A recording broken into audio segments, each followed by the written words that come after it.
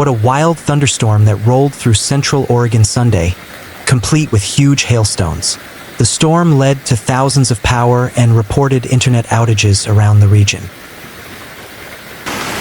We received around 100 photos and videos sent in by our viewers through email and social media.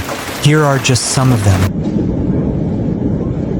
Christy Perkins sent us this video, driving an RV through the hailstorm. The driver voices concern about their solar panels, but we're told they survived. She also sent in this photo of a sunshade at a community pool that was weighed down by the hailstones. This video from Northeast Bend were taken by a Central Oregon Daily employee. You hear a car alarm going off. A couple of viewers sent us these videos as hail pelted the Old Mill District. Of course, there was also the lightning, but mostly the story was about the hail. Lots and lots of hail. An updated report was issued from the National Weather Service on Sunday at 5:33 p.m. for strong thunderstorms until 6 p.m. for Central Oregon. Wind gusts of up to 50 miles per hour and marble-sized hail 0.5 inches.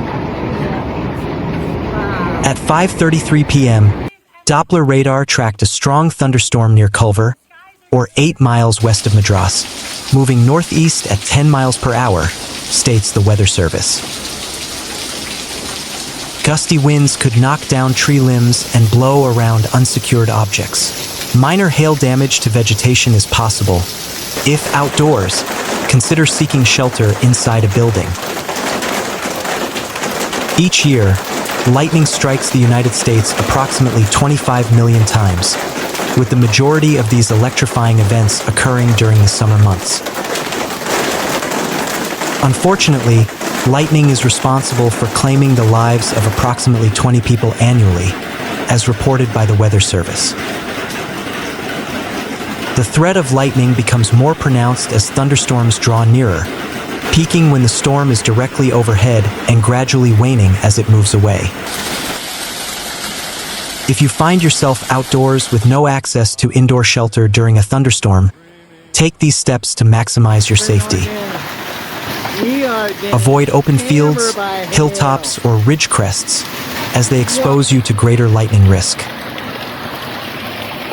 Steer clear of tall, isolated trees and other prominent objects. In wooded areas, stay close to lower stands of trees. Fortunately, if you're in a group, ensure that individuals are spaced out to prevent lightning current from transferring between people. Jesus Louise. Camping in an open setting during a thunderstorm is strongly discouraged. If you have no alternative, set up camp in a valley, ravine, or other low-lying areas. It's crucial to note that a tent provides no protection against lightning. Do not approach water bodies, wet objects, or metal items. While water and metal don't attract lightning, they conduct electricity effectively and can pose significant risks. In summary, when facing the threat of lightning, preparedness and vigilance are your best allies. By following these guidelines, you can significantly reduce the likelihood of lightning-related incidents and prioritize your safety. Meanwhile, the storm, capable of 60 miles per hour winds and 25-cent-sized hail, was moving north at about 20 miles per hour. The warning ended around 3:20 p.m.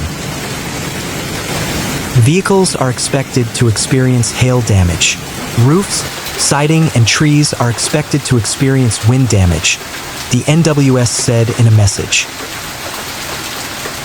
At 1:50 p.m., a wind gust of 62 miles per hour was reported at a Mesonet station in Malheur County. When venturing outdoors, it's crucial to have a lightning safety plan. Watch the sky for signs of danger and listen for thunder. If you hear thunder, it's a sign that lightning is imminent. Immediately seek shelter in a safe location, preferably indoors. Once you've found shelter indoors, avoid using landlines, electrical appliances, or plumbing fixtures, and stay away from windows and doors. Lightning can follow a conductive path, and these precautions reduce the risk of a power surge.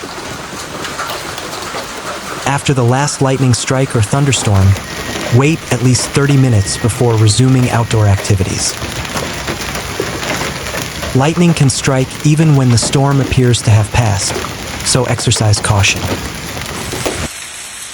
Meanwhile, adhere to the 2-second rule to maintain a safe distance behind the vehicle in front of you.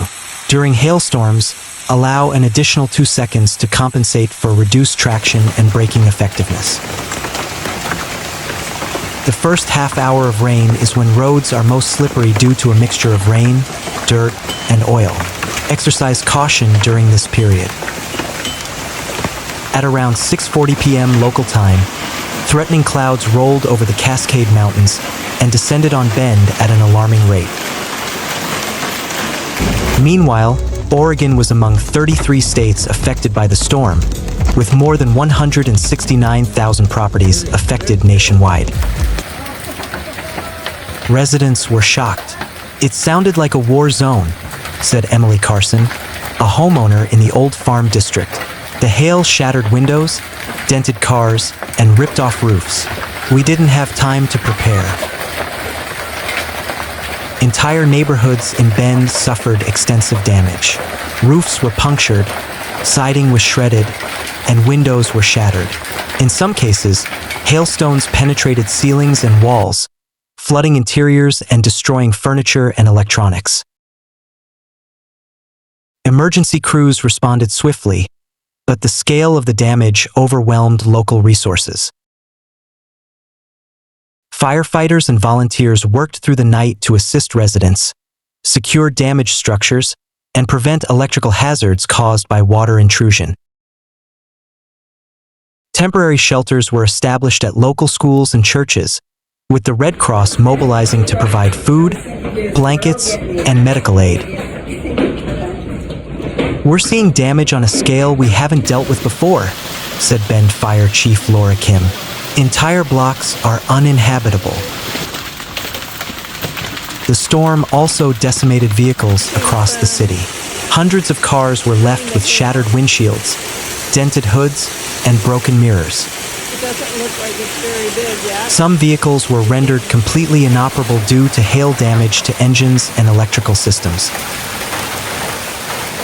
"I had just parked my SUV outside the grocery store," said Bend resident Marcus Lee. "When I came out, it looked like it had been through a demolition derby. Every panel was dented, and the windshield was gone." Local auto repair shops are overwhelmed, with wait times for repairs stretching into weeks. Insurance companies have reported a surge in claims, and many residents are struggling to navigate the process. The storm disrupted daily life across Bend. Schools were closed on July 4th due to safety concerns, and many businesses remain shuttered as cleanup efforts continue. Power outages affected over 2,000 homes, with utility crews working around the clock to restore service. Local officials declared a state of emergency, enabling access to state and federal disaster relief funds. "This is one of the worst weather events we've seen in decades," said Deschutes County Commissioner Rachel Kim. "We're doing everything we can to support our residents and begin the recovery process."